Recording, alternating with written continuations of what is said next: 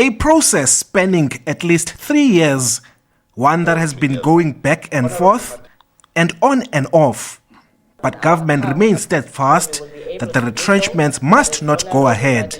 We had a meeting with the minister to update and brief her on Section 189. And in that meeting, she did implore the board to explore other options. And in that meeting, there was no decision taken. As you will know that because whatever is being done is informed by board resolutions. So only a properly constituted board meeting can look at its own resolutions if there is a need to change. From my side is to say we will await, therefore, the outcomes of the meeting based on the requests that were made. And it is only then that we'll be able to say this is what we are doing. The SABC Board says its hands are tied and it wants to steer the organization to financial sustainability. The retrenchment process is not supported by all board members, causing some cracks on how it must be handled. Some of us are legal practitioners. We know that there are other legal ways in which this matter could be addressed. And repeatedly we have said consultation is an option whereby we can look at different methods and different measures. The SABC is technically insolvent. As directors of a company, we have a fiduciary duty to look at the situation and say, how is it possible to sustain this organization? Political parties also want a speedy solution to be found, with retrenchments being the last resort.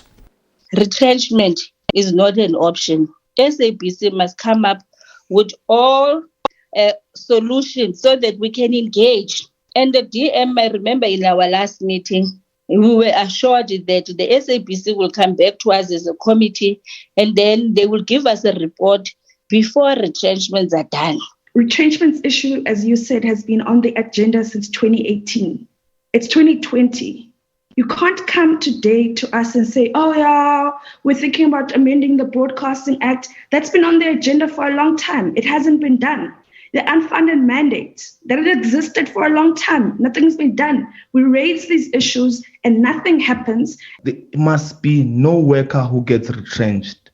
And if as a committee we entertain all the imaginary options that are not being put on the table, by the way, there are no other options but retrenchment. The only thing that is on the table is retrenchment.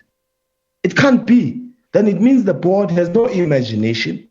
The shareholder and the board itself, they must go back to the drawing board.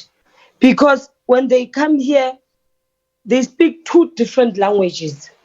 And it tells us, it shows us that these people are not even maybe in discussions on any other matters. But the SABC maintains that retrenchments can be averted by funding commitments from government. The SABC says it's staring at a loss of 1.2 billion rand, making it technically insolvent.